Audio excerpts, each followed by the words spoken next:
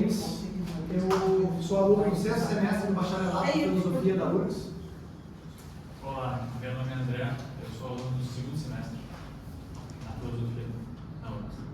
E a gente está fazendo esse semestre a cadeira de Didática em Filosofia Prática. Tá? O objetivo dessa cadeira, então, é a gente fazer um evento de extensão, alguma coisa para fora dos muros da universidade. Então, eu e ele preparamos essa apresentação para vocês. A minha parte vai ser sobre a ética nicômaco do Aristóteles e o André vai falar sobre a filosofia da história no Kant. Tá? Então, como é que vai funcionar?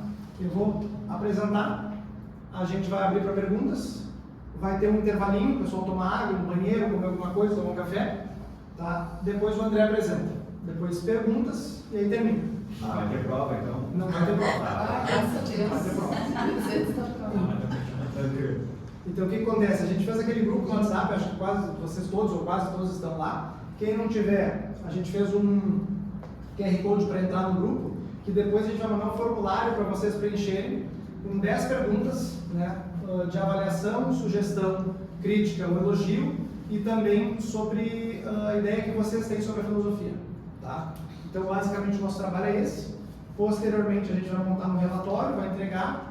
E vamos... Se Deus quiser, vamos passar. E se Deus quiser, vamos passar. Então, vamos lá. Pessoal, então a minha apresentação vai ser sobre a ética nicômaco do Aristóteles. Tá? Então, como é que eu cheguei na ideia de fazer uma palestra sobre esse livro, sobre esse autor? Vamos começar sobre as divisões da filosofia. A filosofia, basicamente, pode ser dividida de duas maneiras, pela parte histórica e pela parte temática. Então vamos começar pela parte da história. Normalmente a gente divide por filosofia antiga, filosofia medieval, filosofia moderna e filosofia contemporânea. Tá? Essa divisão que normalmente acompanha as divisões da própria história, do próprio estudo da história. Eu coloquei ali embaixo alguns dos principais filósofos de cada uma dessas épocas para vocês terem uma ideia de mais ou menos onde cada um deles se situa. Apagar a luz? Não vai? Não apaga? Eu acho que não vai interferir por causa que ele Talvez que... Temos,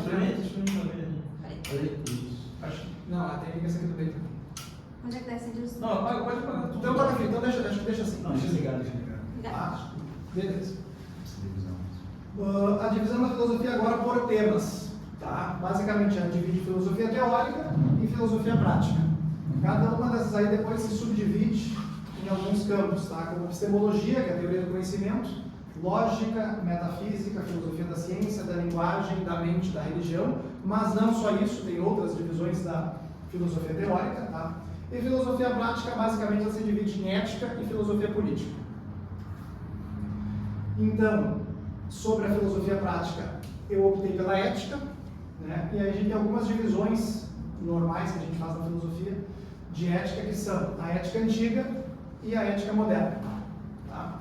A gente tem os principais autores de cada uma dessas escolas. Então, antiga, Platão, Aristóteles e os estoicos, normalmente entendida como a ética das virtudes.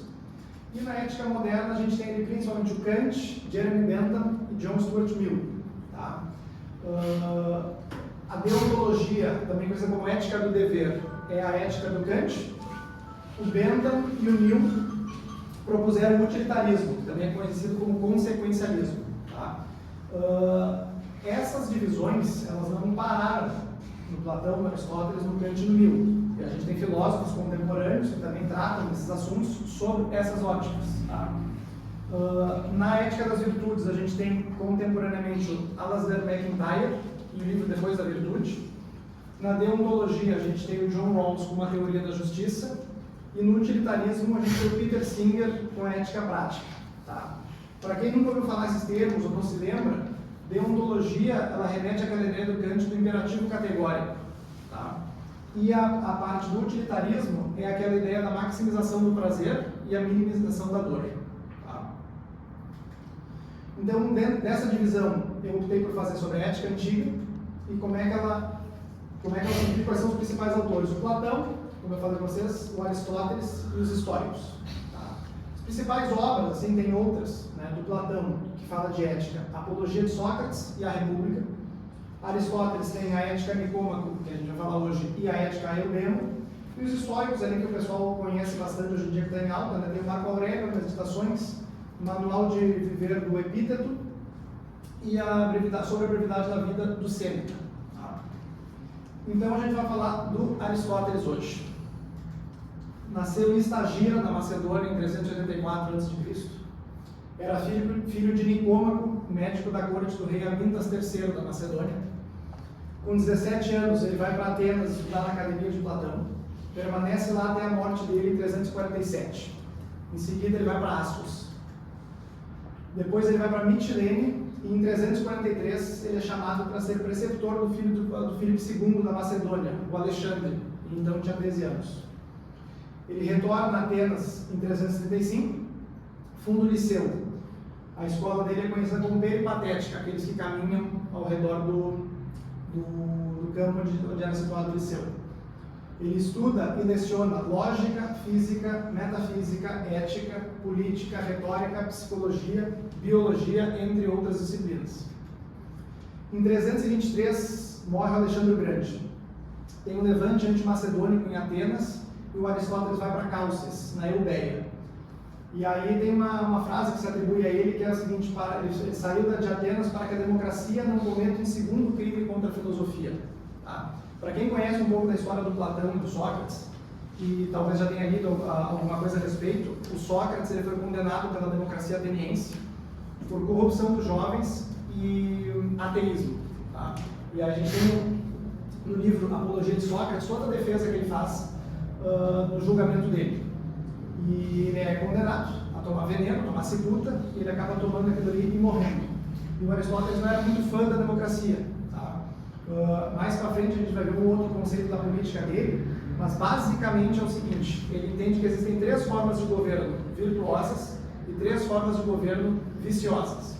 O governo de um virtuoso é a monarquia, o governo de poucos virtuoso é a aristocracia e o governo de muitos virtuoso é a república. Ao passo que isso aí se corrompe, se degenera em democracia, que é um governo corrupto de muitos, oligarquia, que é um governo de poucos corrupto, e tirania, que é um governo de um só vicioso. Então o que acontece? Vocês viram que eu comecei de um para muitos, depois de muitos para um. Por quê? Porque ele entende que se o melhor governo é a monarquia, o pior governo é a tirania.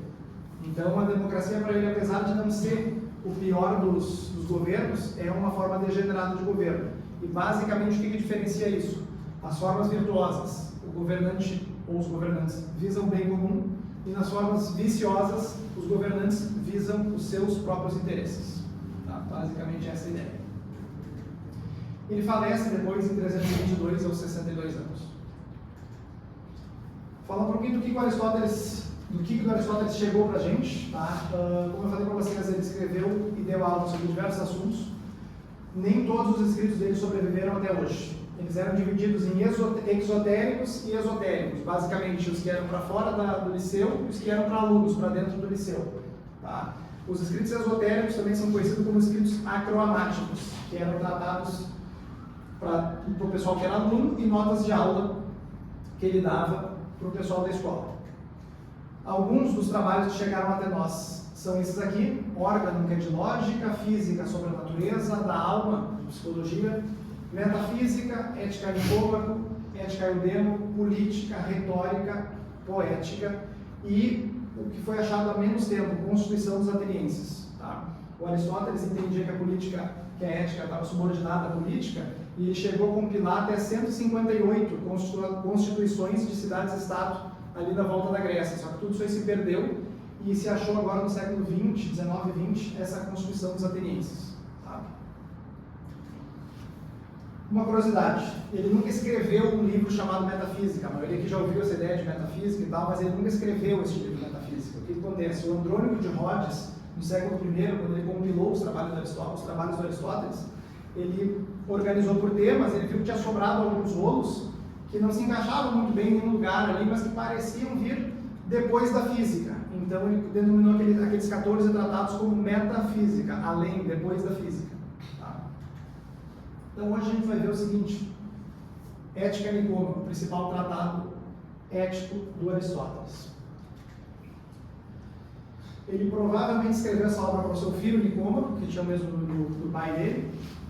Ética vem do grego ethos, que pode significar tanto caráter, quanto costume, quanto hábito. Algumas palavras do grego são de difícil tradução, porque elas têm vários significados dependendo do contexto, né? Então elas podem significar caráter, ethos pode significar caráter, costume ou hábito. Ela é dividida em 10 livros e cada livro é dividido em capítulos, tá? Como é que funciona? A divisão em livros era por conta dos rolos. Cada rolo era um livro, então era compilado tudo numa obra só, que é a Ética Nicômaco, e posteriormente na Idade Média isso foi dividido em capítulos. O que para a gente hoje seria, os livros seriam capítulos, e os capítulos seriam as partes dos livros. Tá? Trata de diversos assuntos, como o bem, as virtudes, justiça, desejos, amizade, prazer, a alma, felicidade, e ele termina com a ciência política. Tá? Ele tem como principal objeto de investigação a finalidade da vida humana, no caso a eudaimonia, normalmente traduzida como felicidade ou realização. E a ética é parte essencial da política, na medida em que o agir correto do indivíduo é fundamento para o agir correto da cidade. Tá? Os trabalhos do Aristóteles, eles foram depois divididos, para ficar mais fácil a relação, pelo Immanuel Becker, em 1831. Então, quando tiver alguma situação, vocês vêem um númerozinho com uma letra ali, é a numeração de Becker, tá? Primeiro é a página, segundo a coluna A ou B, e o terceiro é a linha. Tá? Então, quando vocês verem ali, já sabem que é a numeração do Becker que a gente está falando. E em uma outra frase, a gente pode resumir a ética como o estudo da ação humana em ordem e de acordo com o bem. Então, a gente vai começar pelo próprio bem. Essa é a primeira frase do livro. Toda arte, toda investigação, igualmente toda ação e projeto previamente deliberado parecem objetivar algum bem. Por isso, se tem dito, com razão, ser o bem a finalidade de todas as coisas. Para Aristóteles, o bem é a finalidade de toda ação humana. O bem mais excelente, o bem supremo, é a eudaimonia. Ele divide o bem em bens em si mesmos e bens como meio, últimos ou intermediários. Né? E como exemplo, a riqueza não é um fim em si mesmo, ela é um meio para adquirir outros bens. Já a felicidade, ela sim é um bem em si mesmo. Tá? Tem outros exemplos aqui, como por exemplo o exercício. O cara vai fazer exercício, o cara vai para a academia. Bom, o fim dele não é ir para a academia, o fim dele é obter saúde, é melhorar a estética dele, enfim, mas o exercício em si, ele é um bem intermediário. Tá? A própria saúde, ela é um bem último, mas ela não é o bem último. Tá? E é interessante aqui agora, não vou poder entrar muito, mas basicamente é o seguinte, talvez vocês conheçam a ideia do motor imóvel, que ele levanta no Aristóteles. Então toda causa tem um efeito, e quando a gente retrocede no tempo, a gente chega na ideia de que tem uma causa que é incausada, que é o motor imóvel. E basicamente, essa ideia do Aristóteles, que a gente vai ver depois que ela pode ser aprendida por uma das faculdades da alma, que é a sabedoria, ela evita o regresso ao infinito. E a eudaimonia, ela também evita o progresso ao infinito. Porque se eu sempre tiver um bem que é meio para outro, que é meio para outro, que é meio para outro, eu vou chegar num lugar que eu não vou ter fim. Então ele nos diz, e vocês vão ver mais adiante, que através da sabedoria a gente consegue aprender tanto o conceito do motor imóvel quanto o conceito da eudaimonia. Então tá aqui, vamos ver. Etimologicamente, prefixo eu significa bom ou bem. Daimon significa um espírito inspirador, espírito orientador. Quem aqui conhece a apologia de Sócrates, lembra que o Sócrates fala que tem um daimon que orienta ele nas ações. Né? É mais ou menos sobre essa ideia que a gente está falando aqui. Normalmente é traduzido como felicidade ou realização. E a eudaimonia é definida pela função do homem, que é a atividade da alma que segue ou implica um princípio racional. Portanto, a eudaimonia é uma virtude da alma em consonância com a virtude, tendo o bem como finalidade. E outra citação dele aqui é: a função do ser humano é o exercício das faculdades da alma em conformidade com a razão, ou, pelo menos, não dissociativamente da razão. A eudaimonia, então, ela é o bem supremo, a finalidade de todas as ações. Ela é desejável em si mesma, portanto, é autossuficiente. E aqui a gente começa a nossa investigação. Mas quanto ao que, de fato, é a felicidade, é matéria polêmica. E o que entende por ela a multidão não corresponde ao entendimento do sábio e da sua avaliação. A gente vai começar a ver pela virtude. A virtude humana significa não a do corpo, mas a da alma. A virtude, que em grego é arete, também é traduzida como excelência. Ela é o caminho para se chegar à eudaimonia. Assim como a virtude do olho é enxergar bem e da faca cortar bem, devido à sua função, a virtude do ser humano é o que o fará desempenhar bem a sua própria função. Então vamos entender um pouquinho melhor esse conceito assim. Para o Aristóteles, o olho ele é virtuoso quando ele enxerga bem. Uma faca é virtuosa quando ela corta bem. Uma porta é virtuosa quando ela fecha bem e consegue separar o que está dentro e o que está de fora.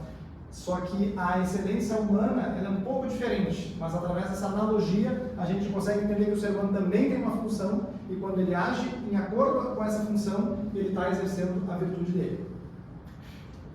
O propósito da virtude se afigura como mais excelente, além de algo divino e abençoado. Agora a gente vai começar a ver as divisões da virtude. As virtudes são divididas em virtude intelectual ou dianoéticas e virtudes morais ou éticas. Só que a gente vai ter que fazer um desvio aqui. A gente vai ter que dar uma olhadinha no conceito de alma do Aristóteles para conseguir entender melhor essas divisões. Tá? Então como é que a gente vai fazer isso aí? Para o Aristóteles, a alma, a psique, que é daí que vem psicologia, ela é dividida em 3 partes. Vegetativa, responsável pelo crescimento e reprodução. Sensitiva e apetitiva, responsável pela mobilidade, sensações e desejos. A alma racional, pensamento e razão. Tá? E como exemplo eu coloquei aqui, as plantas, elas possuem apenas a alma vegetativa. Os animais possuem a alma vegetativa e a sensitiva e apetitiva. Já os seres humanos, eles possuem as 3, a vegetativa, a sensitiva e apetitiva e a racional. Ou seja, a racionalidade é a capacidade de agir em função dela. Ou seja, é exclusivamente humana. Só o ser humano é racional para Aristóteles. Aqui tem uma divisão gráfica para ficar um pouco mais fácil de entender essa divisão que ele faz. Tá? Cada nível da alma engloba o anterior. Há uma hierarquia entre os níveis da alma. A alma racional deve reger e ordenar as almas sensitiva, apetitiva e vegetativa, que são, por sua vez, irracionais. Como seres humanos, devemos orientar nossas ações através da razão. Para Aristóteles, assim como Platão, uma alma ordenada reflete-se em uma comunidade ordenada.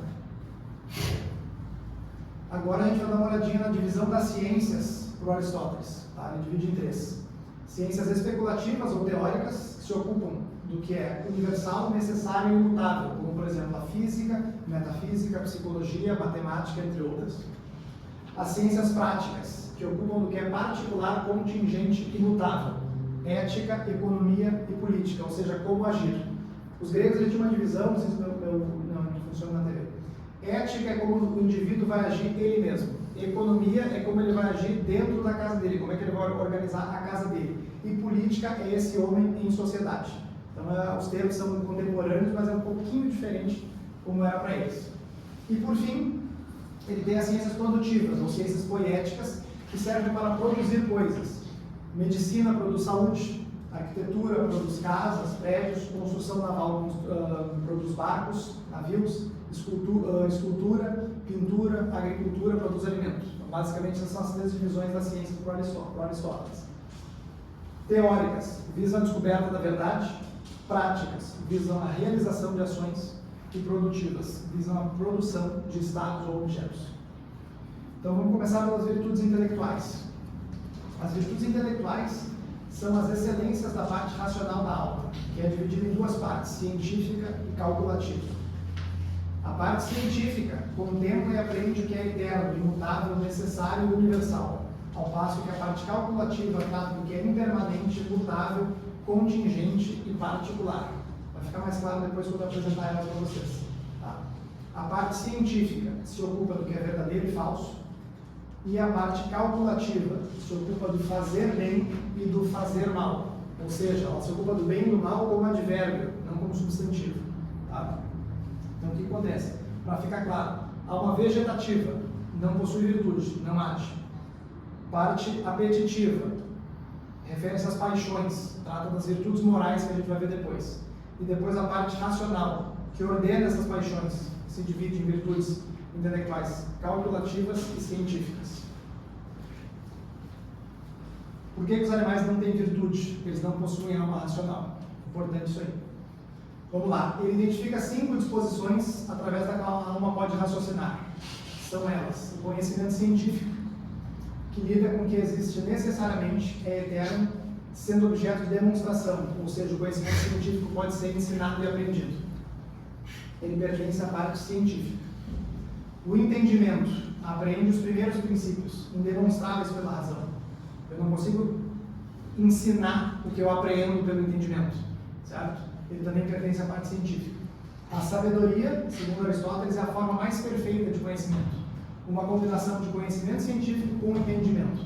É a virtude por excelência e versa sobre as coisas mais elevadas da natureza. É a última das 3 partes da virtude intelectual científica. Depois a gente tem a prudência, que também é conhecida como sabedoria prática, tá? Que ela corresponde à capacidade de agir de maneira deliberada com respeito ao que é bom ou mal para o homem. Essa já pertence à parte calculativa e vai ser a parte mais importante aqui para nós hoje. E por fim, a arte, ou a técnica, que é a capacidade racional de criar, produzir ou fabricar alguma coisa, que também pertence à parte calculativa. Tá? Então vamos lá. Conhecimento científico é o conhecimento demonstrativo. Dá um exemplo para vocês. Dedução, do universal ao particular. Então aquele silogismo básico. Tá? Todo homem é mortal, Sócrates é homem, logo Sócrates é mortal. Então isso compreende o conhecimento científico. Eu pego o universal e eu deduzo a característica do particular. Tá? O entendimento é o que a gente conhece também por inteligência intuitiva. E ele parte do princípio contrário, da indução. Sócrates é homem e é mortal, Platão é homem e é mortal, Aristóteles é homem e é mortal, logo, todo homem é mortal. Tá? Então o que acontece?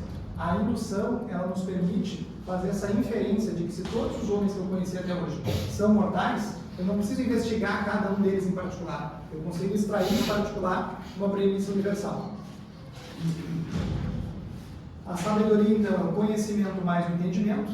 Ela agrega e consubstancia aos conhecimentos científicos os conceitos do entendimento. Como eu falei para vocês, por exemplo, o primeiro motor imóvel e a eudaimonia. Tá? A prudência é o saber prático, saber agir em função do bem, é a sabedoria aplicada à ação prática, que é um instrumento da ciência prática. E a arte, a técnica, é o saber produtivo, saber construir uma casa, um navio, saber plantar ou cozinhar. E ela é um instrumento da ciência produtiva. Então, vamos aqui.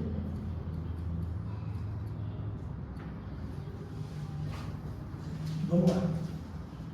A sabedoria é uma parte da virtude como um todo e, portanto, mediante sua posse e se convertendo em ato, torna o ser humano feliz.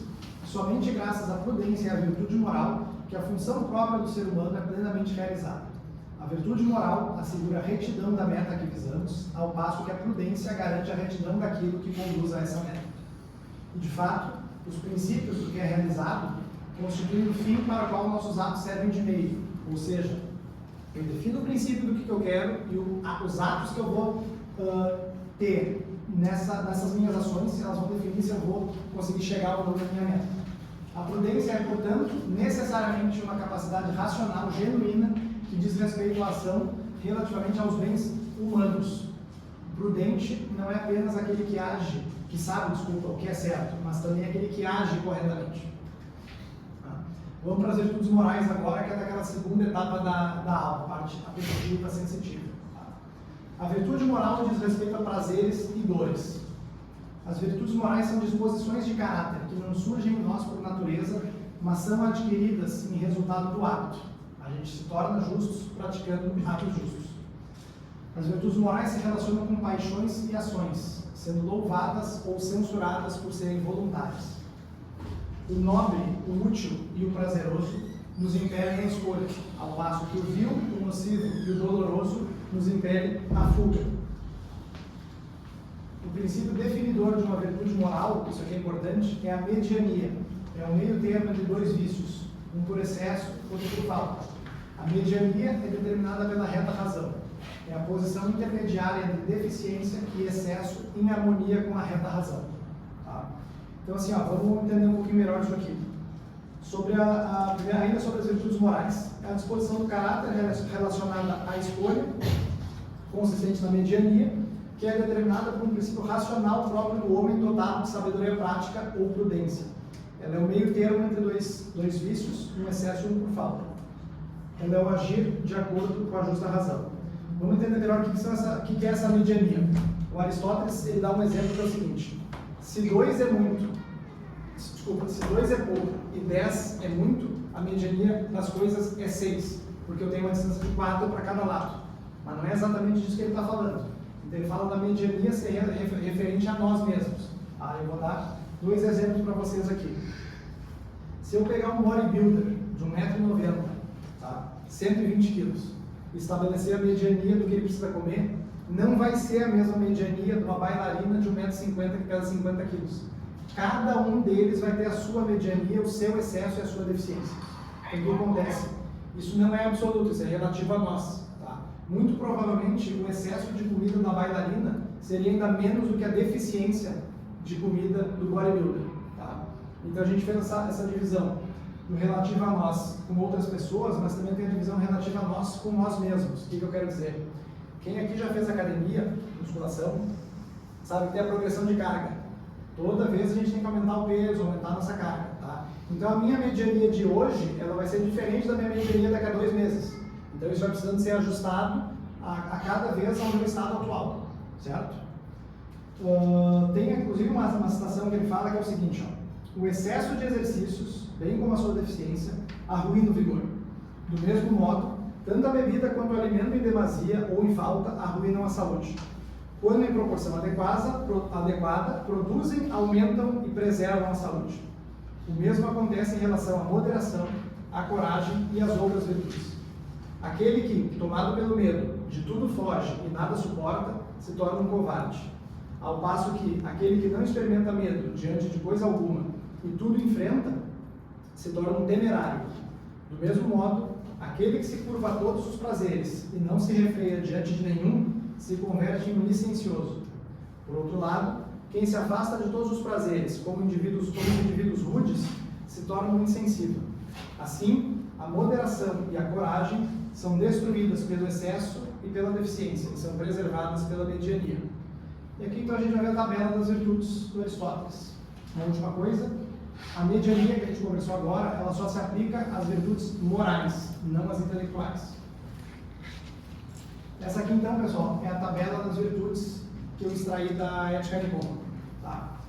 No meio, a gente tem a mediania, que é a própria virtude, e nos lados a gente tem os vícios, que são os excessos ou as deficiências. Tá? As duas principais que ele fala no livro são a coragem e a moderação, mas a gente tem todas as outras ali também: a generosidade, magnificência, grandeza de alma, ambição, brandura, sinceridade, espirituosidade e amistosidade. Tá? Vou falar aqui rapidinho de cada uma, só para não ficar isso ao vento. Tá? A coragem, o exemplo que ele dá é do soldado que abandona a lança e o escudo e foge, porque está com medo. A covardia, no caso. E a temeridade é aquele soldado que, mesmo que está vendo que ele vai perder a batalha, ele se atira contra o inimigo. Então, o corajoso é aquele que consegue estabelecer um meio termo nisso aí. Moderação diz principalmente o que o Aristóteles chama de prazeres da cama e da mesa. Então, comer muito, beber muito, né? Tem a questão do sexo também. O cara não pode ser muito insensível e muito desregrado. Tá? A generosidade, ela se refere a pequenas somas de dinheiro, ou seja, como é que cada indivíduo vai tratar a sua questão econômica e financeira. Magnificência trata de grandes somas, ou seja, eu anotei aqui, construção de templos, doações e coisa parecida. Tá? Trata dessas somas mais vultuosas de dinheiro. Ambição, na verdade, ele não tem um nome para mediania. Eu que coloquei ali, mas ele trata como não ambição e ambição, só que eu achei que ganância fica um pouco mais claro do que ele está falando. Né? O ambicioso é aquele cara que quer melhorar de vida, né? Mas ele não tem aquela ganância de ter mais do que ele merece, ou de daqui a pouco querer mais coisas do que ele precisa. Ao passo de que a não ambição é aquele cara acomodado, que para mim está tudo bom, para mim está tudo certo. Não, ele entende que tem que ter ambição, mas que isso não pode descambar em ganância. A brandura tem a ver com a ira. Tá? É o irar-se pelo motivo certo, nos momentos certos, na intensidade certa, com a pessoa certa. Não ser aquele cara que fica irritado por tudo e com qualquer pessoa, por qualquer coisa, mas ao mesmo tempo não ser o que ele chama de desalentado, que é aquele cara que sofre injustiça, sofre vários problemas e tá tudo certo, tá tudo bem, não tem problema. Não, ele entende que certa dose de ira é necessária. A sinceridade é ter uma opinião sincera sobre si mesmo. Ser sincero no discurso e na conduta, ou seja, entender exatamente onde é que ele está colocado. Não ser um ostentador e menos ainda um autodepreciador, não falar mal de si mesmo. Espirituosidade tem a ver com entretenimento, com o riso e com a piada. Ele entende que o humor é parte do ser humano. Só que agora não pode viver em função disso, senão ele vira um bufão. E se ele nunca faz piada, não ri de nada, ele é um rude. Né? E por fim, ele trata da amistosidade, né, que é a tua relação com os outros, as tuas relações sociais. Tu não pode ser um bajulador e ao mesmo tempo também não pode ser hostil. Tu tem que manter um meio termo para ter as tuas amizades em dia. Tá? E uma outra parte que eu separei aqui que é o seguinte: é portanto correto dizer que alguém se torna justo realizando ações justas e moderado realizando ações moderadas. E ninguém poderá ter sequer uma mera perspectiva de se tornar bom sem realizá-las. Mas a maioria dos seres humanos omitem-se quanto a essa realização e se dedicam à discussão da virtude, imaginando que filosofam e que isso os tornará bons. São como o paciente que ouve meticulosamente ao que o médico diz, mas não seguem completamente as suas orientações.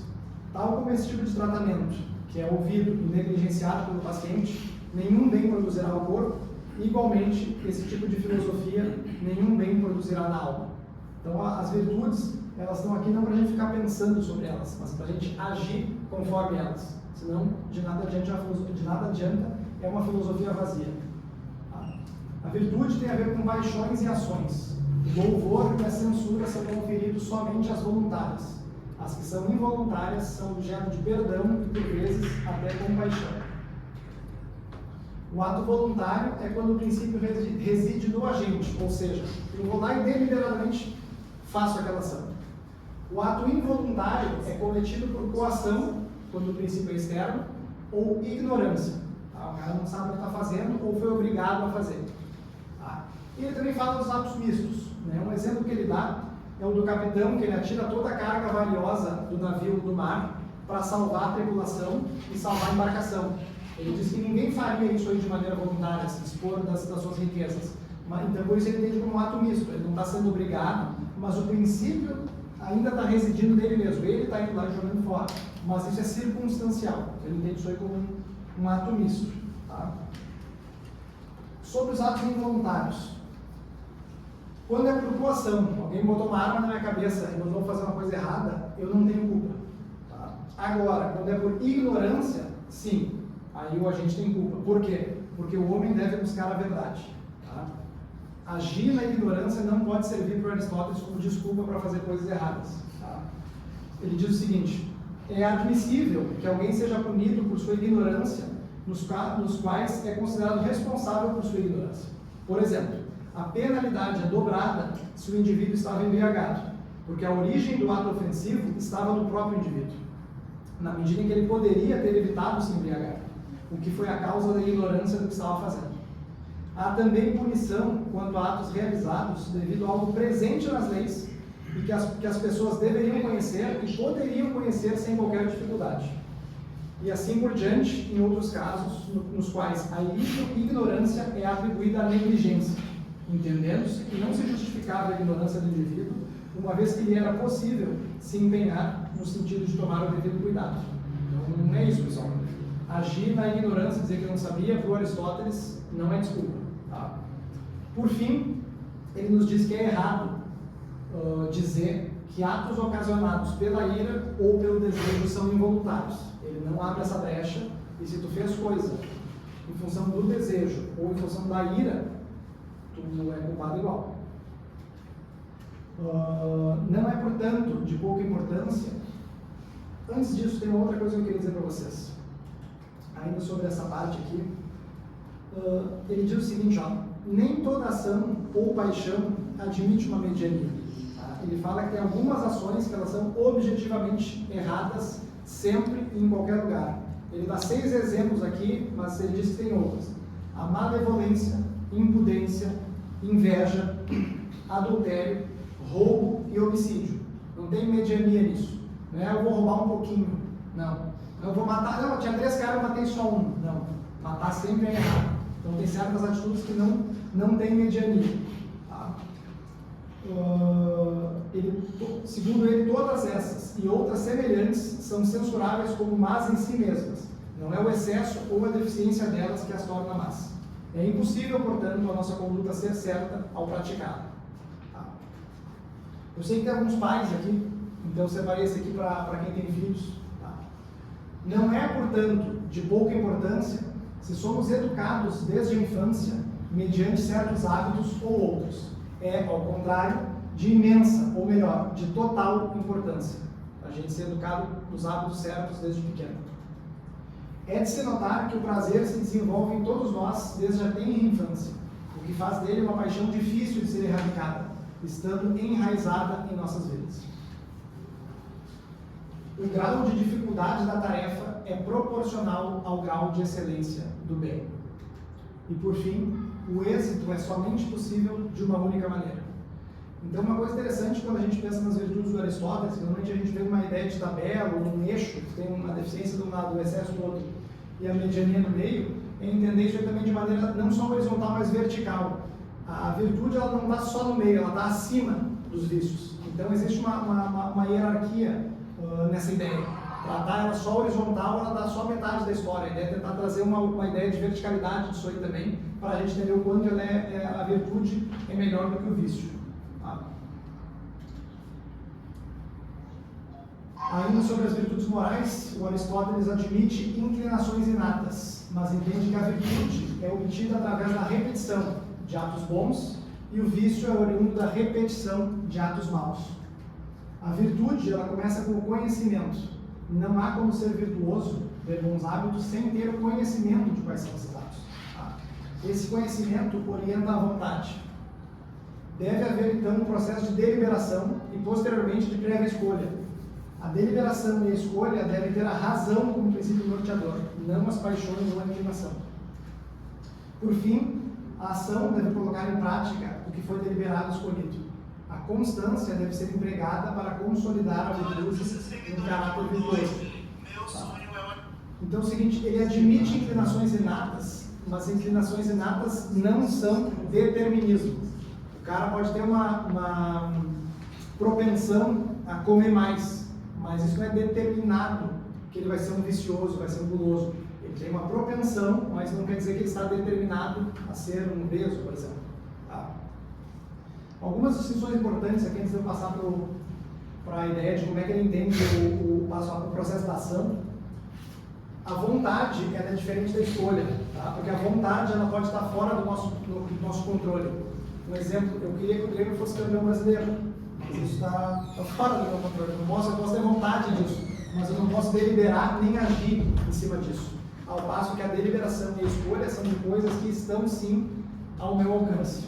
Tá? A vontade, então, visa a fins e a prévia escolha visa ao que contribui para a concepção do fim. Por exemplo, a gente tem vontade de ter saúde, mas escolhemos o que nos faz saudável. Nem sempre, mas a ideia é essa. Tá? A prévia escolha também é diferente da opinião, porque a opinião ela pode ser falsa ou verdadeira, mas a prévia escolha ela é boa ou má. Tá? A deliberação ela não escolhe o fim, apenas investiga como atingi-lo. E de fato, é a nossa prévia escolha do bem ou do mal que nos torna possuidores de um bom caráter, não a nossa opinião sobre eles. Tem um pequeno diagrama de como é que então Aristóteles entende esse processo que a gente toma ação. A gente primeiro tem uma vontade de alguma coisa que deve estar orientada pelo nosso conhecimento. Posteriormente, a gente delibera sobre quais os meios à nossa disposição para atingir essa meta. Depois, a gente faz a prévia escolha, ou seja, de todos aqueles meios que eu elenquei, eu vou escolher um deles e vou, ao final dele, agir em função daquilo para chegar no fim que a minha vontade determinou. Tá? Eu coloquei aqui como exemplo o seguinte, a saúde, que é o fim, dieta ou remédios. O que eu vou fazer? Agora eu estou deliberando sobre os meios, decidi, escolhi o meio, dieta, e por fim eu vou executar, eu vou comer melhor. Tem outros exemplos aqui que eu peguei para vocês, que é o seguinte, eu quero ganhar mais dinheiro. Tá? Então tá bom, essa é a minha vontade. Posso trocar de emprego, posso abrir uma empresa, posso assaltar um banco. Ninguém aqui quer assaltar banco, né? Então a gente vai ou trocar de emprego ou abrir uma empresa. Tá? Se eu for trocar de emprego, vou mandar currículo. Se eu for abrir uma empresa, eu vou procurar um contador. Então, a minha vontade de ganhar mais dinheiro, ela precisa descambar numa ação concreta que vai me levar até a concepção desse fim. Tá? E o Aristóteles tem uma outra frase que ele coloca aqui, que é o seguinte: o grosso da humanidade escolhe o prazeroso como bem e se esquivam da dor como mal. A gente vai entender depois por que isso é errado. Tá? Agora a gente vai tratar um pouco sobre a justiça na ética nicômaca do Aristóteles. Tá? Segundo ele, a justiça é dividida em justiça total e justiça equitativa. Tá? A justiça total é entendida como a virtude perfeita, a melhor das virtudes. E a justiça equitativa é dividida em justiça distributiva e justiça corretiva. A distributiva ela é em proporção geométrica e a comutativa é em proporção aritmética. Tá? Eu vou explicar isso em seguida. A justiça comutativa, por sua vez, ela divide-se em transações contratuais voluntárias e involuntárias. Então, basicamente, sempre o Aristóteles ele vai abrindo uma árvorezinha. Ele começa com um conceito, abre em 2 ou 3, depois cada um deles vai abrindo até chegar no final. Tá? Então, vamos entender isso aqui. A justiça total não é uma parte da virtude, mas ela é a totalidade da virtude. E o oposto também é a mesma coisa. A injustiça total não é uma parte do vício, mas a totalidade do vício. Tá? Justiça distributiva, que é a proporção geométrica. Vamos entender isso aqui. Quem contribui mais, recebe mais. É proporcional ao mérito. Exemplo num artigo que eu li é o seguinte: o Sócrates investiu 10 minas numa empresa. O Platão investiu 20 minas. Tá? O lucro foi de 60, ou seja, o dobro. Tá? Então, segundo a justiça distributiva, tá? O Sócrates tem que receber 20 e o Platão 40. Tá? Não 30 cada um. Sócrates botou 10, Platão botou 20. Dobrou. Então, o Sócrates precisa receber o dobro, 20, e o Platão o dobro, 40. E não a metade para cada um. Porque eles não contribuíram igual para aquele mesmo fim. Tá? Um exemplo que ele dá no próprio livro é alocação em cargos públicos. Os mais qualificados devem receber os melhores cargos. Tá? E um outro exemplo, esse aqui fui eu que criei, é o seguinte: medalhas na Olimpíada. Tá? O melhor ganha medalha de ouro, o segundo melhor ganha medalha de prata, o terceiro melhor ganha medalha de bronze e os outros não ganham nada. Tá? E é importante a gente ver o seguinte: a diferença da medalha de ouro para de prata não é a mesma da medalha de prata para de bronze. Se a gente pegar no futebol, por exemplo, quem vai pegar a medalha de ouro e a medalha de prata foi para a final. Quem vai fazer a medalha de bronze vai disputar o terceiro lugar. Então essa distância entre a medalha de ouro para de prata não é a mesma da medalha de prata para de bronze. Tá? Por isso que é em proporção geométrica e não aritmética. Tá? Sobre a justiça comutativa, tá? Ela visa o restabelecimento da igualdade. Ele divide em 2, tá? Transações contratuais voluntárias e involuntárias. As involuntárias é meio curioso, porque ele trata assassinato, roubo, furto como uma transação contratual involuntária. Tá? Mas é o termo que ele usa e a gente vai seguir. Então, a transação contratual voluntária é basicamente o cumprimento de contratos. O A empresta para o B R$1.000, o B devolve só 700. Ou seja, o B deve devolver 300 para o A. E nas transações contratuais involuntárias, que aqui seriam basicamente crimes, tá? O A furta R$500 de B. O A deve então devolver R$500 ao B. O A rouba o carro do B. O A então deve ressarcir o valor do carro de B, mais alguma perda ou dano ou lucros cessantes que ele possa porventura ter tido por conta da ausência desse veículo. Tá? E aqui tem alguns advogados, e eu vou remeter a eles aqui agora, naquela ideia do direito romano do ius e lex. Perfeito? O que acontece? Lex em latim é a lei. Tá? São leis, normas e convenções, como por exemplo, dirigir do lado direito da rua. Tá? Dirigir do lado direito da rua, dirigir do lado esquerdo da rua é uma lei, mas ela não é uma ius. Isso não é uma justiça natural, não é uma lei natural, dirigir do lado A ou do lado B da rua. Isso é convencionado. Então isso é o que se entendeu depois como lex. E a justiça natural, que seria ius, é o que o Aristóteles entende como justo em si mesmo, independente de lei ou norma. eterno, o mesmo em todos os lugares e em todos os tempos, como, por exemplo, matar um inocente. Isso vai ser errado para Aristóteles sempre, independente da norma ou convenção que venha a reger o contrário disso. Tá? Eu separei aqui um exemplo do teatro grego, que é Antígona, do Sófocles. O rei Creonte determina que o irmão dela, Polinice, não seja sepultado da maneira correta. Ela, Antígona, então, se revolta, porque isso viola uma lei divina superior. O rei tem autoridade para determinar e fazer a lei valer. Porém, se a lei está indo contra uma lei maior que a dele, ou seja, a lei natural, a autoridade foi subvertida. Chegamos agora nos vícios, tá? Que o Aristóteles divide em 3. O vício, propriamente dito, é aquele cuja alma, o vicioso, na verdade, é aquele cuja alma está deformada pelo mau hábito. A razão e as paixões concordam com o erro. O indivíduo considera o mal como o bem e o pratica deliberadamente. Essa disposição o afasta da virtude por consequência da eudaimonia. O que ele quer dizer? O cara está lá achando que aquilo que é errado é certo e fazendo aquilo de maneira deliberada. Isso o Aristóteles entende como vicioso. Ele tem também o descontrolado, que é aquele que conhece o bem, mas não consegue segui-lo, por submissão às paixões. Diferentemente do vicioso, sua razão não está corrompida, mas enfraquecida frente ao desejo. E por fim tem o que ele chama de bestialidade, que é o pior de todos.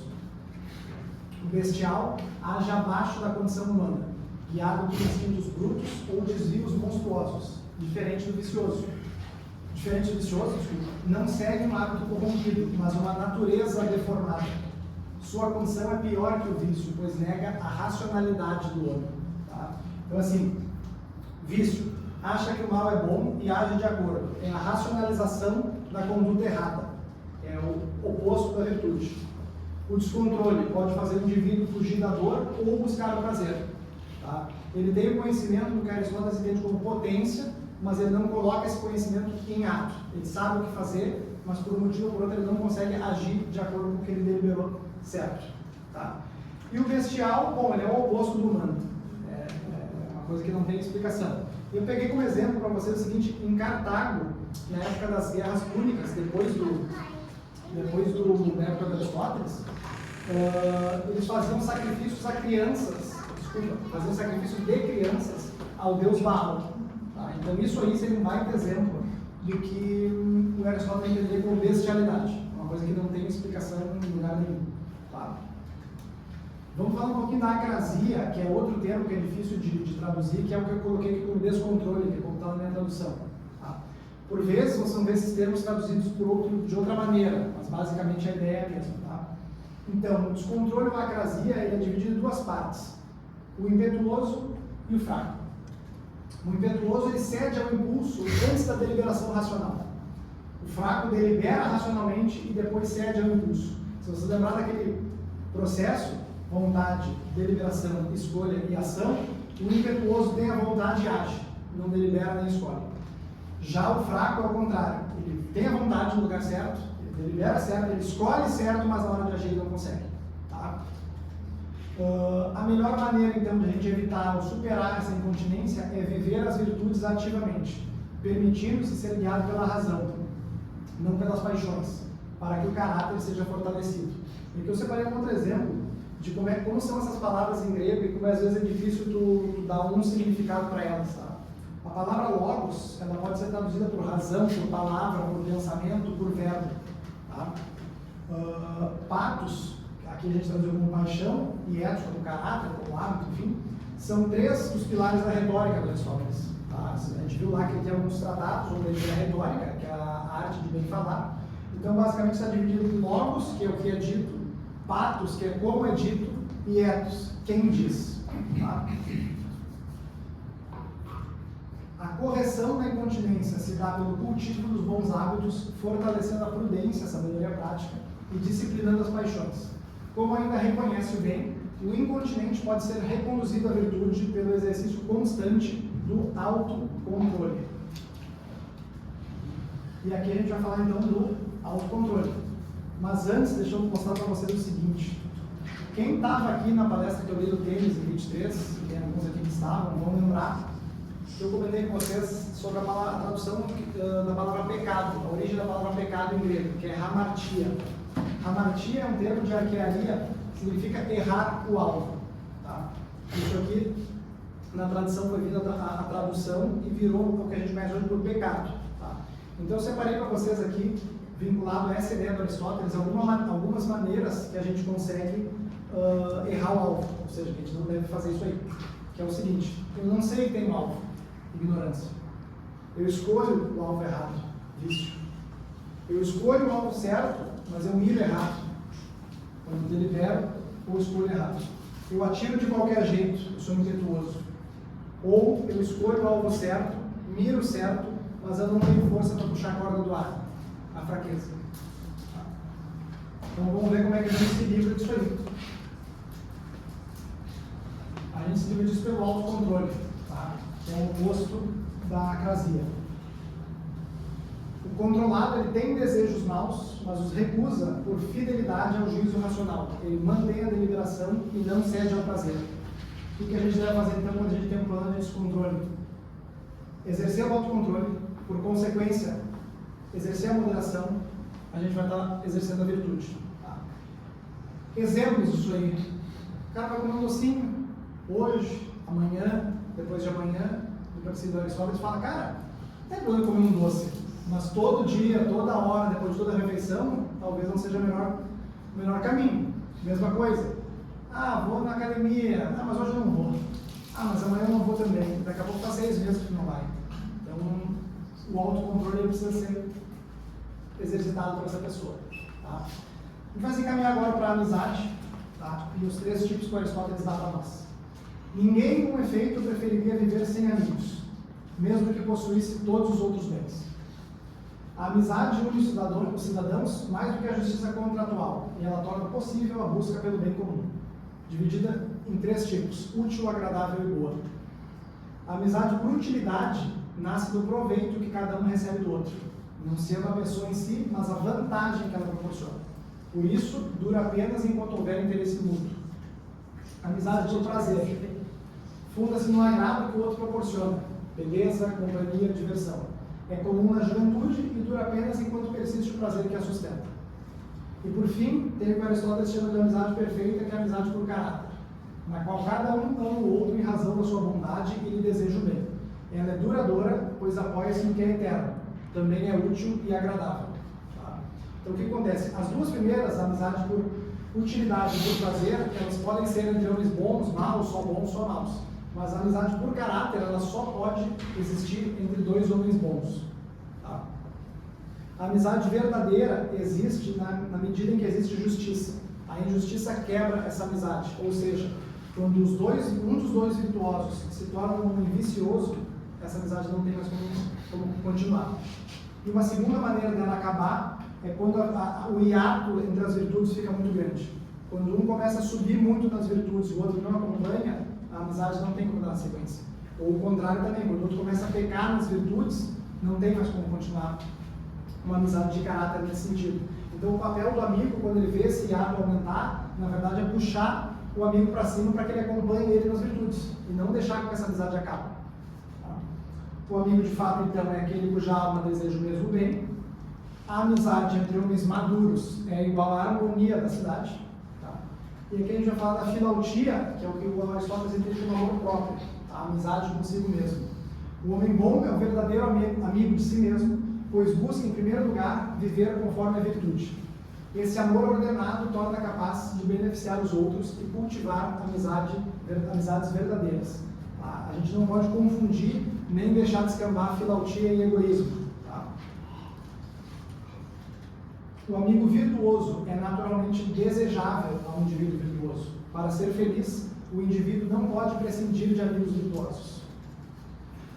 Assim como é melhor sofrer uma injustiça do que praticá-la, é melhor beneficiar os outros do que ser beneficiado. E aqui alguém pode estar achando estranha a ideia de que é melhor sofrer uma injustiça do que praticar. E aqui eu recomendo que seja lido o Diálogo Fédon, do Platão. Tá? Faz parte de uma quadrilogia, que é o Eutífron, a Apologia de Sócrates, Críton e Fédon, onde trata de todo o julgamento do Sócrates e a condenação dele à morte. E no final desses diálogos, o Críton, que é um dos alunos do Sócrates, está tentando convencer ele a fugir, e o Sócrates fala assim: não, eu não vou fugir. E o Críton diz, mas mestre, você foi condenado injustamente. E ele responde, sim, mas tu queria que eu tivesse sido condenado justamente. Era isso que tu queria que o teu mestre fizesse, tivesse sido condenado justamente. E aí o Platão, através do Sócrates, chega à conclusão de que é melhor sofrer do que praticar uma injustiça. E assim como na amizade do Aristóteles, é melhor tu beneficiar um amigo do que tu ser beneficiado pelo teu amigo. E chegamos no finalzinho, que ele trata sobre o prazer. Tá? O prazer é tido como bons é tido como bom para alguns e mal para outros. Tá? Para Aristóteles, o prazer pode ser um bem, não o bem. O prazer próprio é uma boa atividade, é bom, enquanto o próprio é uma atividade má, é mal. Desejos por coisas nobres são louváveis e desejos por coisas vis são censuráveis. O prazer não é mal em si. O objetivo do homem maduro é sentir prazer em levar uma vida de virtudes, não deixar o prazer o levar para o caminho dos vícios. Tá? Isso é importante. Ações justas proporcionam prazer a quem ama a justiça. Ações virtuosas proporcionam prazer àquele que ama a virtude. O prazer deve servir como adorno das virtudes. Quando ele é tido como fim da ação, ele é corrompido. Ou seja, eu preciso mirar na virtude e quando eu me tornar um homem, uma mulher maduro, eu vou ter prazer em estar exercendo aquela virtude. Tá? Ou seja, o prazer ele só é mal quando ele vai contra a razão. E esse homem maduro, os Koldaios, que o Aristóteles fala ali, ele aprende a extrair prazer das atividades mais elevadas. O atendimento aos prazeres inferiores impede o homem de alcançar os prazeres superiores. Então a gente chega aqui no objeto final de investigação do Aristóteles. Todo esse caminho aqui que a gente percorreu foi para tentar investigar e entender o que para ele seria a eudaimonia. Tá? O entretenimento, que é uma das coisas que ele trata no capítulo final sobre o prazer, apesar de ser um fim em si mesmo, ele tem a ver com os prazeres do corpo e não com os prazeres da alma racional. Portanto, não pode ser entendido como bem supremo. Então aquela ideia de pedir um iFood, ligar o Netflix e ficar lá e sextou, coisa parecida, é bom, é legal, mas isso não pode jamais ser confundido com uma eudaimonia. Ele entende que essa parte do ócio é importante, mas ela jamais pode ser como um fim. O fim da minha semana não pode ser o meu sextou. Tá? A vida conforme a virtude é feliz, mas a vida virtuosa envolve sérios esforços e não se identifica com entretenimento. Portanto, a felicidade não consiste em entretenimentos, mas em atitudes virtuosas. Felicidade é uma atividade da alma que se ajusta à virtude perfeita. A felicidade perfeita, então, não reside no entretenimento. Sendo a felicidade uma atividade conforme a virtude, ela deve estar em concordância com a mais alta virtude, que é a do melhor elemento em nós, a razão. A vida contemplativa é a sabedoria filosófica, é a felicidade perfeita. Ela é a melhor, a mais contínua, a mais aprazível e a mais autossuficiente. A vida dos deuses, que são bem-aventurados, é contemplativa e feliz. A vida segundo a virtude moral é feliz, mas em grau secundário, porque essas atividades são tipicamente humanas e ligadas à nossa natureza composta. A verdadeira felicidade é a boa intermediação entre o céu e a terra. E aqui, para a gente entender o que ele está falando do céu e da terra, o céu é aquilo que é imutável, eterno, necessário, os princípios inteligíveis. E a terra é aquilo que é mutável, passageiro, contingente, sensível. A ideia dele aqui é o homem como mediador entre o que é divino e o que é material e temporal.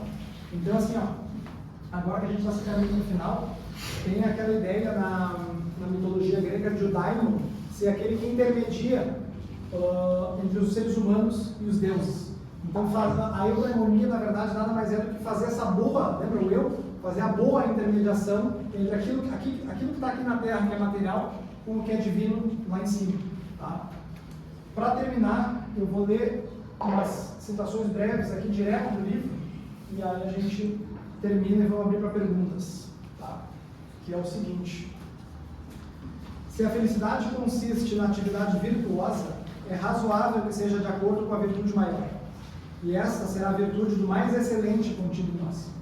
Se o intelecto ou outra coisa que consideramos ser o nosso governante e guia natural, que é capaz de pensar o que é nobre e divino, ou se ele é próprio também divino, ou apenas a parte mais divina dentro de nós, será a atividade desta parte de nós em harmonia com a virtude que lhe é inerente, que constituirá a perfeita felicidade. Uma tal vida, entretanto, vai além do humano. Não é devido à sua humanidade que um ser humano viveria, mas devido ao que possui de divino encerrado em si. E na exata medida em que esse algo divino é superior ao composto humano, sua atividade se revela superior ao exercício das outras virtudes. Se o intelecto é algo divino relativamente ao ser humano, a vida, segundo ele, é divina relativamente à vida humana. Isso, porém, não deve nos induzir a ouvir aqueles que nos dizem que, sendo humanos, cabe-nos pensar coisas humanas, mortais, e as coisas mortais, mas sim, na medida do possível, nos imortalizarmos e nos empenharmos em viver de acordo com o que há de mais excelso em nós. Com efeito, embora isso seja de modesta magnitude, ultrapassa tudo o que se refere a poder e valor. Mais duas aqui, para nós finalizar. Na hipótese, ele finalizando o livro, na hipótese de havermos discutido suficientemente a título de esboço esses assuntos, bem como a felicidade, a virtude, considerando seus vários tipos, e também a amizade e o prazer, podemos supor a investigação que pretendemos completa? Sim. Entretanto, como sustentamos, no domínio do prático, o fim não é a aquisição de um conhecimento especulativo dos vários assuntos, mas antes levar as nossas teorias à própria prática. E no que toca à virtude, saber o que ela é não basta. É forçoso que nos empenhemos a possuí-la e praticá-la, ou, de alguma maneira, nos transformarmos em boas pessoas. Tá? Uma última aqui do livro, e eu vou ler mais uma aqui e a gente termina. Com efeito, a multidão experimenta naturalmente temor, mas não um sentimento de honra, e deixa de cometer o mal não devido à vileza desse, mas por temer a punição. Vivendo impulsionada pela paixão, procura os prazeres que lhe são próprios, e o que leva à obtenção desses prazeres, esquivando-se das dores opostas. De fato, a multidão não faz a menor ideia do que é nobre e verdadeiramente prazeroso, não o tendo jamais experimentado. Haverá algum argumento capaz de corrigir tais indivíduos humanos? Erradicar por meio de argumentos traços tão antigos, firmemente enraizados no caráter, constitui tarefa difícil, se não impossível. Poderemos nos dar, talvez, por satisfeitos, se atingirmos algum laivo de virtude, nos norteando por tudo aquilo que consideramos capaz de tornar os seres humanos virtuosos. E aí ele termina o livro nos encaminhando para a política. Tá? E ele entende, para nós terminarmos aqui, o homem como animal político. E a política do Aristóteles, que é outro tratado que ele tem, não se refere à política partidária, ela diz respeito à relação dos homens com a cidade. E ele fala sobre esse último trecho que eu li aqui, que os argumentos morais não são suficientes para tornar os homens bons. Por isso é preciso o hábito e a força coercitiva da lei, para direcionar a maioria, que vive pela paixão e pelo medo do castigo. A legislação é crucial para prover o alinhamento correto desde a juventude e guiar os cidadãos para a virtude. E eu termino, pessoal, com essa frase aqui. É natural e certo para nós tornarmos-nos animais racionais. E se não o fizermos, então poderemos ser homens vivos, mas não estaremos vivendo como homens. Poderemos ter prazer enquanto vivermos, sem ter prazer em viver. A única maneira de realizarmos nossa natureza humana é realizar nossa natureza divina. E a mente é o elemento mais divino em nós. Por possuirmos razão, podemos nos aproximar do estado feliz dos deuses. É isso. Obrigado.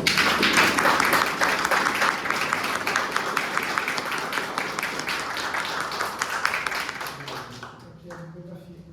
Pessoal, perguntas, comentários, alguma coisa?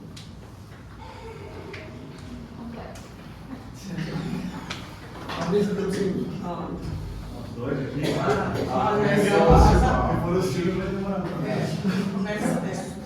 Eu vi na exposição, quando trabalhou sobre as virtudes, fez uma distinção sobre a prudência. Não foi colocada a prudência dentro desse rol de virtudes. Sim. Mas em dado momento colocou a prudência como um sinônimo de sabedoria prática. Perfeito. Como que seria esse entendimento assim. Então, nesse segmento de Aristóteles, a prudência não seria necessariamente uma virtude, e o que seria a prudência? Show. Ele divide em virtude intelectual e moral. E a prudência ela faz parte da virtude intelectual. Então aquela ideia daquela tabela da mediania, ela só se aplica às virtudes morais.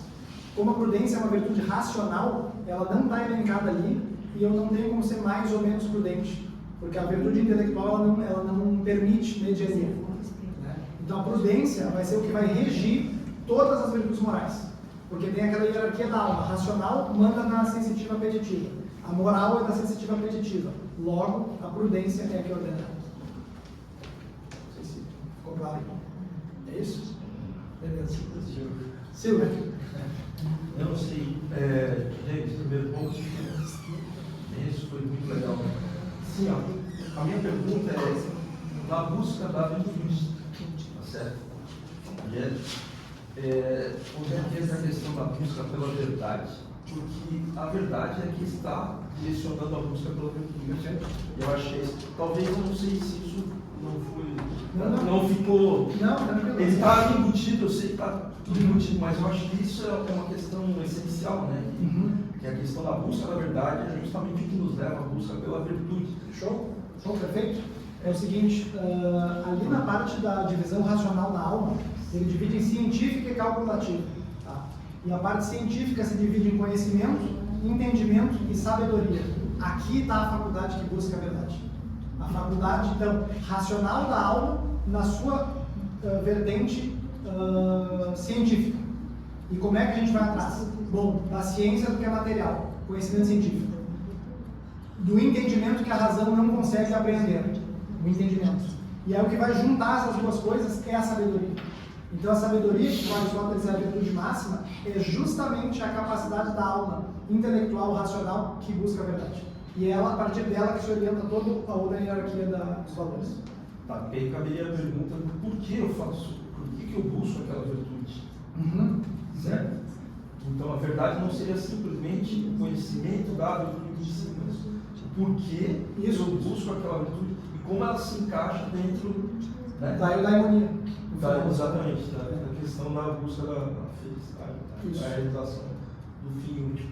Isso. E aí também a questão da hierarquia das virtudes, porque muitas vezes você vai exercer uma virtude, aparentemente você vai contrariar a outra, né?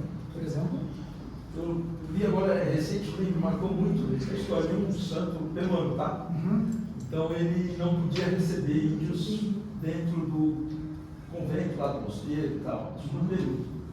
E aí tinha um índio que se feriu, estava muito machucado, ele botou lá dentro, estava tratando o índio, o superior dele deu uma bronca nele.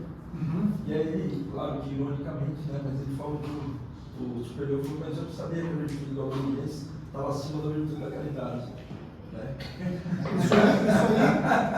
Isso aí que tu falou, vai diretamente para o nosso slide da justiça. Lembra sobre a lex e a ius, que eu falei, a justiça convencional e natural? A natural está sempre acima da convencional. Nesse caso, a caridade está acima da obediência. Então, na verdade, elas não conflitaram. Existe uma hierarquia, uma tem que estar acima da outra. Ou seja, mas eu estou deixando de fazer obediência. Mas daí, só que essa obediência ela tem que estar orientada à lei superior. Ela não pode estar contradita à lei superior. Sim, isso aí. Perfeito. Alguém tem mais alguma pergunta ou comentário? Isso? Rapidinho, também é bastante conteúdo. Bastante conteúdo, me fala. Até a gente ficou um pouco séculos. Vocês lembram certinho todos os slides ali? Isso que ele abordou só uma parte, né? Sim, é só um sobrevoo. Né? Foi uma parte, não foi a totalidade. Mas a Jéssica que fez a arte dos slides sabe todos. Aí, ó. Mas, rapidinho, não sei se poderia falar sobre a distinção, acho que cabe, né? Até contribuir para a questão pedagógica que vocês estão estudando em Carnaval, né? A distinção sobre ética e moral, que eu acho que é uma coisa bem rápida, assim, que o pessoal normalmente trata desse tema. E também, o que Aristóteles acharia hoje da nossa ética da política atual? Acho que eles estão respondendo. Vamos lá. Eu, particularmente, não vejo distinção entre ética e moral. Para mim, um é termo grego, outro é termo latino. Tá? Tem gente que fala que a ética são as regras, a moral é a atitude. Para mim, é a mesma coisa, só que um é o latino e outro é o grego. O que o Aristóteles acharia? Cara, eu acho que talvez ele dissesse o seguinte, cara, nem há ética na política. Não é que ela está boa ou ruim, não tem. Né? E como a gente viu ali no final, todo esse estudo aqui dele é para chegar na política, que para ele é a principal das ciências, é como agir, como viver em sociedade. Né? Então, primeiro tu age bem contigo mesmo, depois tu age bem na tua casa, na tua família, e só então tu está capacitado e gabaritado para ir para a política, que é basicamente o contrário do que a gente vê, o cara não consegue se controlar, vai por lá para ser... Então, acho que ele diria que nem existe ética na política, porque para ele é uma subversão total, porque primeiro tu tem a ética e depois tu vai para a política. Por fim, pessoal, para terminar, uma sugestão que eu dou para vocês, tá? Quando a gente vai estudar filosofia, pelo menos serve para mim, é o seguinte, eu procuro um livrinho introdutório, tá? Leio todo ele, aí eu sei mais ou menos o que eu vou esperar do autor, depois eu vou para a própria obra, tá? Porque às vezes é meio difícil, vocês viram que as citações que eu li ali era meio truncada, né? Mas enfim, introdução, ver o que ele vai falar, obra do cara, e depois um livro de estudo um pouco mais aprofundado. Tá? A gente vai pegar passo a passo do que foi dito ali, coisa parecida, para se aprofundar. Né? E bom, livros como a Ética Nicômaco, como a República do Platão, eles são infindáveis. Vai ler a vida inteira e você não vai conseguir extrair alguma coisa. Então, o cara que se dedica a isso aqui mesmo, ele nunca vai parar de ler a República, a Ética Nicômaco, enfim. Juliana? Joãozinho, eu estava pensando, quando ele fala Aristóteles fala de mediania, né? A mediania seria a porção ideal de cada uma daquelas virtudes, um pouquinho menos é vício, um pouquinho mais é vício também. Né? Uhum. E como é que ele estabelece, porque isso é muito subjetivo, não tem como tu medir, e eu estou pensando aqui em termos até estatísticos, porque isso a mediania levou a um conceito depois, muitos séculos depois, que é a regressão à média nos estudos, enfim, que suas estatísticas, mas assim, como é que se estabelece qual é a mediania perfeita? Tu falou que ela é mutável, que é a mediania hoje, pode não ser, né? Mas existe, o Aristóteles trata disso como é que eu mensuro, como é que eu estabeleço o que seria, o que é mais, o que é menos, para estabelecer o que é a virtude perfeita e o que é o vício, porque o vício é um pouquinho mais ou um pouquinho menos. Ele não é só um pouquinho mais ou um pouquinho menos, porque o que acontece? Lembra que eu falei da mediania das coisas, do exemplo 2, 6 e 10? Ele fala então que essa mediania relativa a nós, ela não é aritmética. Né? Ela pode estar um pouquinho mais para cá, um pouquinho mais para lá. Um exemplo que ele dá é o seguinte, por mais que a coragem tenha como excesso a covardia e a temeridade, o corajoso ele é mais oposto ao covarde, nem tanto ao temerário. Ou seja, a virtude da coragem não teria bem, um pouquinho mais para o temerário. Tá? Então o que acontece? Vou tentar responder a tua pergunta da seguinte maneira: tem a brandura, que é, eu não lembro todo o mas quando tu não desalento, tu não reclama de nada, e irascível, tu briga com tudo, com todo mundo. O Aristóteles respondeu alguma coisa assim, cara, se tu está vendo uma injustiça acontecer contigo ou com o outro, tu deve ficar irado. Agora, se alguém, sei lá, foi lá e... Buzinou porque o sinal abriu. Buzinou porque o sinal abriu, tu vai sair lá, vai arrebentar o cara a pau? Não, tu está errado. Então essa mediania, ela tem muito a ver com o que está acontecendo. Né? E aí tu não tem uma fórmula mágica. Isso vai se aplicar a cada uma delas. E eu termino a resposta dizendo o seguinte, lembra do entendimento, que é do conhecimento indutivo, que ele vai do particular para o universal? É por aí. Meio que não tem como demonstrar através da dedução como é que faz. Tu vai ter que induzir através do teu entendimento da sabedoria qual é a mediania em cada um dos casos. Vou fazer a última pergunta aqui rapidinho.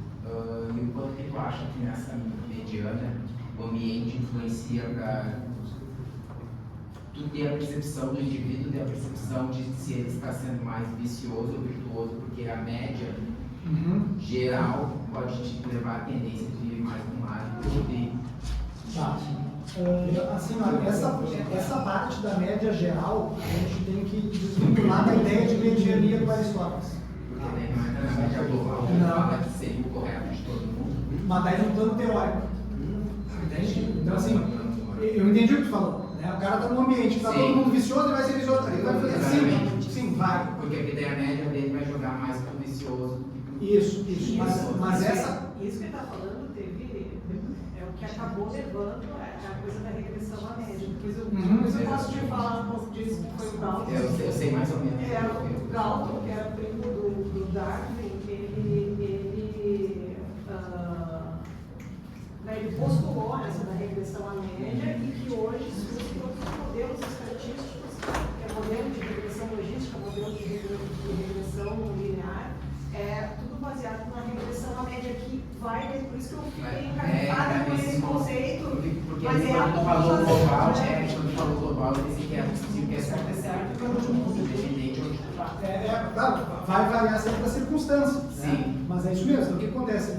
Tá num ambiente vicioso, obviamente isso vai te influenciar. Só que a tua média, se tu quer ser virtuoso, não pode ser a média de todo mundo. Ela tem que ser a média de acordo com a justiça, com a verdade que o Silvio falou. Verdade, o Silvio falou, né? Que é a hierarquia. Exatamente. Tem um ditado, né? O certo é certo mesmo que ninguém esteja fazendo, e o errado é errado mesmo que todo mundo faça. Exatamente. Né? Então não está vinculado a uma questão estatística, está vinculado realmente a uma questão Objetivo. E objetivo. É? Exatamente. A ignorância não seria desculpa e nem. E a atuação pode ser. A atuação pode ser. Vou tomar uma na cabeça, pode. Mas a ignorância. Uma pessoa num ambiente vicioso, enfim, ela é inclinada. Mas ela tem que saber. Ela seria algo determinante para ela, enfim, tomar essa errada.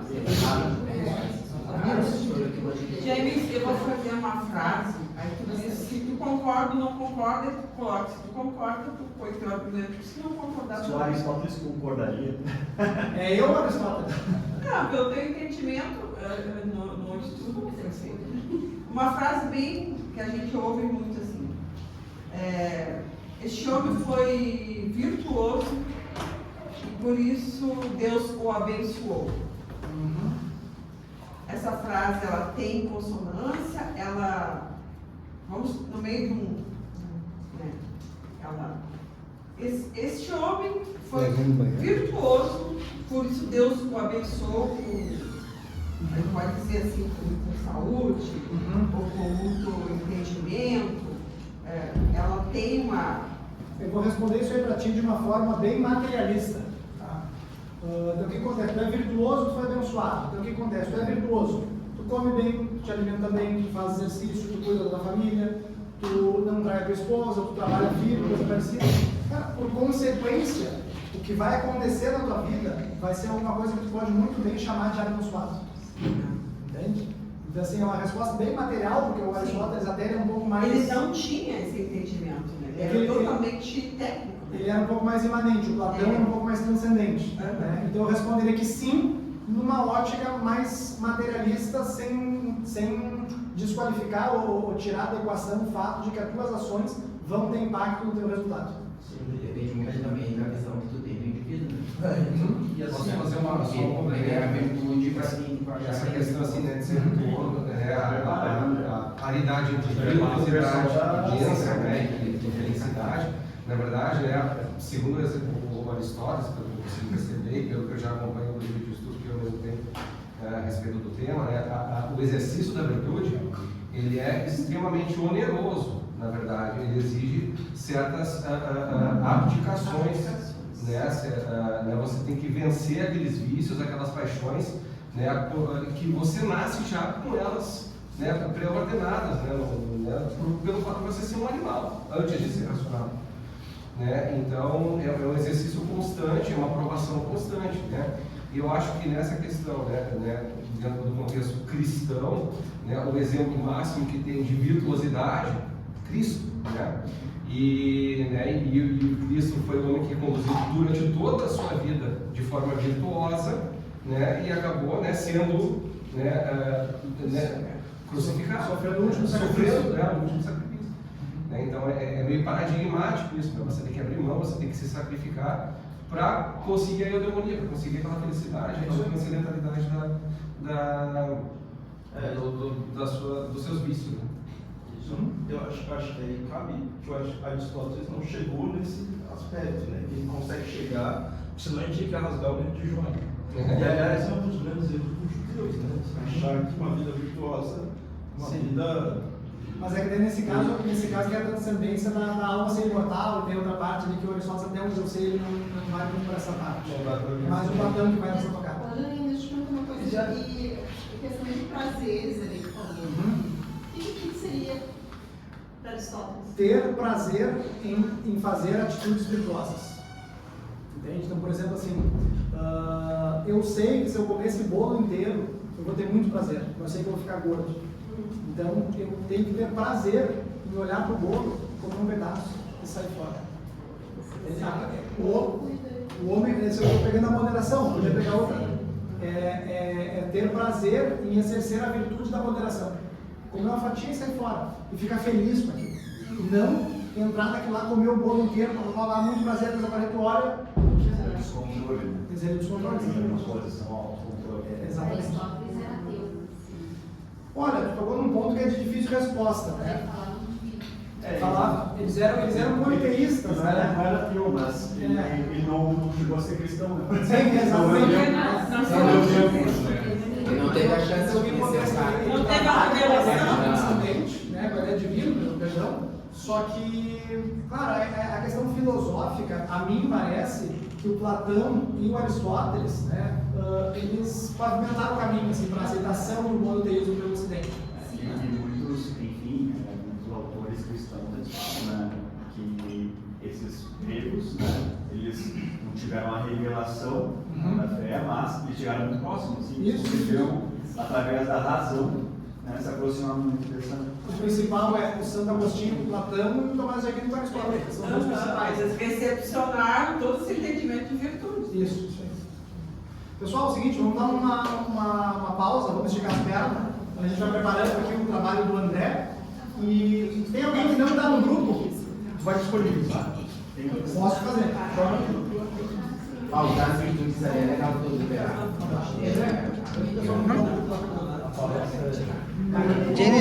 James.